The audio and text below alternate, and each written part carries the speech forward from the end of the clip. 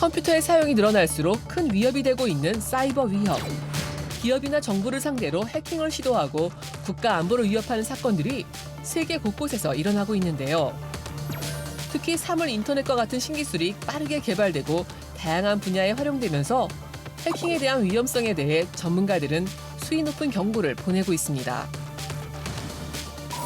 일반인을 상대로 하는 해킹도 많아지면서 개인정보나 사생활이 유출되는 피해가 이어지고 있죠. 우리의 소중한 정보를 지키는 데 필요한 정보 보안 기술력에 대해 알아봅니다. 네, 이번엔 IT 강국인 우리나라에 꼭 필요한 기술력이죠. 정보 보안 산업에 대한 이야기 나눠보겠습니다. 전덕조 대표님 나오셨는데요. 안녕하세요. 안녕하세요. 예, 어서 오십시오. 자, 인공지능과 같은 신기술이 등장하면서 주목받는 분야 바로 보안이 또 아닐까 싶은데요. 우리나라가 이 세계적으로 인정을 받고 있는 IT 강국이지 않습니까? 보안 쪽에서도 특화가 되어 있지 않을까 싶은데 어떠신가요? 예. 네, 생각하신 것과 달리 우리나라 보안 수준은 그리 높지 않습니다. 우리나라 많은 보안 업체들과 솔루션들이 있고 그런 솔루션을 방어에 활용하고 있지만 그런 기술들로 관리 가능한 위협은 약 80% 수준이라고 볼 수 있습니다. 예. 따라서 20%는 놓친다고 봐야죠. 이런 사실은 IBM 같은 글로벌 기업에서도 지적한 바가 있고요. 그 이유는 국가적인 지원을 받는 해커 집단은 기존 보안 기술을 충분히 우회해서 침투할 수 있기 때문입니다. 따라서 우리나라는 아직 그리 보안 수준이 그리 높다고 볼 수 없습니다. 예. 자, 이 디지털 산업이 빠르게 발전하는 만큼 보안 산업의 강화가 필요한 시점이다. 이런 생각이 드네요. 네, 맞습니다. 특히 챗 GPT 출현을 기점으로 인공지능에 대한 열풍이 불고 있고 또 올해 미국 라스베이거스에서 열린 IT 가전 박람회 CS2024에서도 보안이 최대 핵심 키워드였습니다. 예. 그러나 이제 이런 기술들이 발전하면서 연결이 늘어나고 연결이 늘어난다는 것은 즉 보안이 취약해진다라고 봐도 과언이 아닙니다. 앞으로는 인공지능이 많은 분야에서 활용이 될 거고 로봇이나 드론이나 산업 분야에 많이 활용될 텐데 인공지능이 또 보안 관점에서 보면 악의적인 목적으로 활용이 될 수 있습니다. 예. 최근에 웜 GPT라고 알려진 챗 GPT랑 똑같은데 학습을 해킹 관련된 데이터로 학습한 모델이 나왔고 이것을 익명성을 가지고 악의적 목적으로 활용할 수 있게 출시가 돼 있어요. 예. 이런 걸 쓰면 악성 코드를 만드는데 시간이 약 5분의 1로 단축될 수가 있고 이런 것들을 이제 보안 취약점을 공격하는데 활용할 수 있게 되기 때문에 보안 관점에서 보면 인공지능의 발전이 그리 반갑지는 않습니다. 예. 자, 말씀을 들어보니까 인공지능의 발전이 이제는 사이버 위협을 더 높일 수 있다. 이런 말씀같이 들리는데 실제로 이런 일들이 우리 주변에서도 일어나고 있다고요. 네.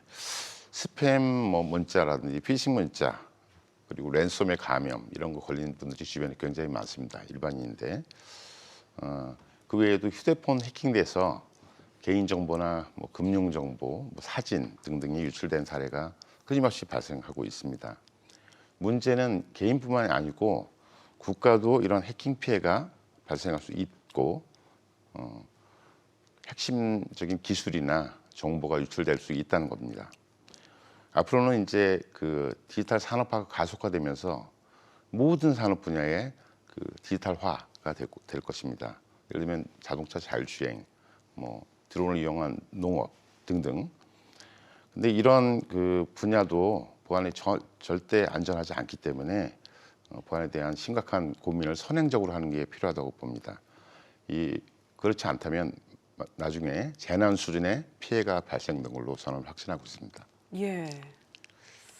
상상만 해도 끔찍한 일이 벌어날 수도 있지 않을까 싶은데 이 정보관리 시스템에 사이버 위협이 가해진다면 또 국가적 위기도 초래할 수 있을 것 같아요. 네, 실제 그런 일이 많이 발생했는데요.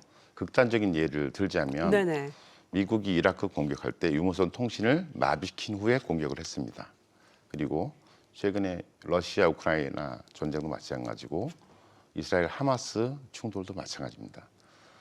그 이유는 우리가 그 모든 통신과 국방 기술이 결합되어 있기 때문에 만약에 이걸 무력화시킨다면 상대방이 우리를 공격한다는 사실조차 모르고 당하는 수준의 피해를 입는 것이고요.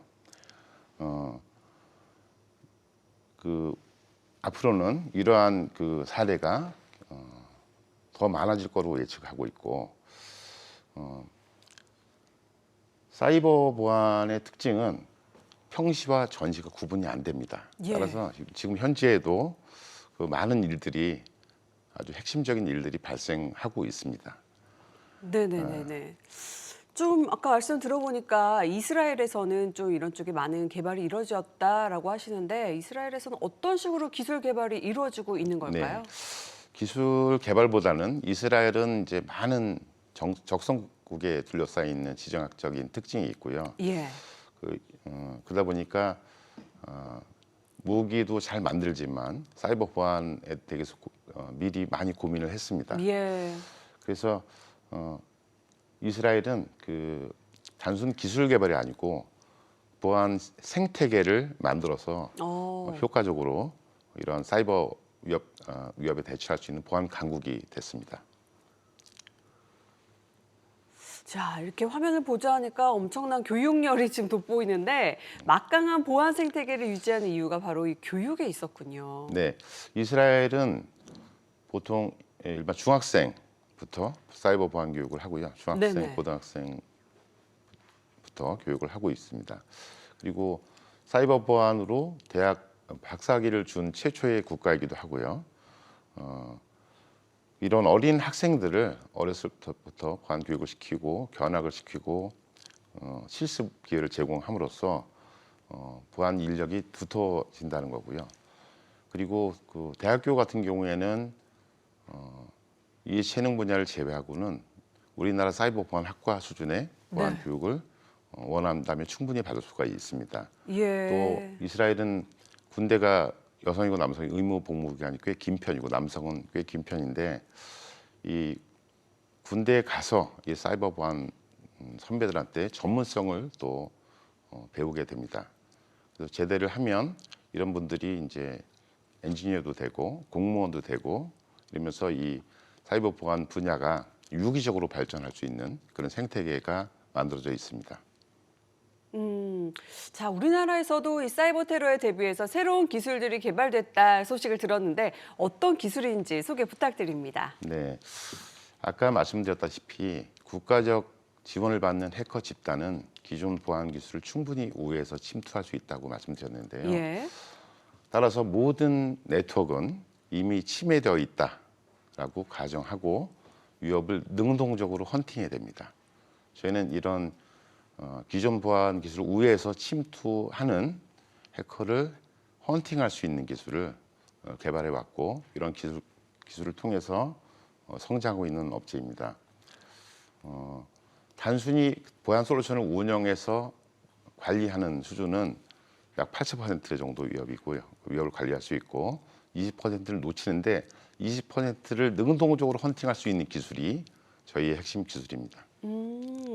예. 그렇군요. 자, 인공지능의 발전은 이제 더 이상 피할 수 없는 만큼 보안 기술력의 강화가 무엇보다 중요한 시점이 아닐까 싶은데요. 자, 국가의 정보 보안을 위해서 앞으로 어떤 방향으로 또 어떻게 발전을 해 나가야 할까요? 네, 이번 정권에서 정보보안 인력을 양성을 많이 하고 있는 걸로 제가 알고 있는데 국가의 정보보안 수준을 높이는 게 이제 하루아침에 될 수 있는 일도 아니고 아주 어려운 일입니다. 물론 우리나라 일부 대학교에서 사이버 보안학과를 만들었고 또 전공자를 배출하고 있고 또 이번 정권에서 또 보안 인력을 양성하기 위해서 노력하고 있습니다. 그러나 전체 국민 관점에서 보면 우리가 뭐 스팸, 피싱, 랜섬웨어 감염 등등 우리가 실제 국민들도 사이버 보안 피해를 입고 있는 현실에서 우리나라도 이스라엘 경우처럼 조기 교육을 해야 된다. 그리고 일반 국민들도 최소한의 정보 보안 의식 향상 교육이 필요하다고 저는 믿고 있습니다. 네네. 예, 앞으로도 또 이 보안 쪽의 기술력과 관련해서 더 많은 교육이 이뤄지길 바라겠습니다. 자, 지금까지 전덕조 대표님과 함께 정보 보안 산업에 대한 이야기 나눠봤습니다. 고맙습니다. 네, 감사합니다.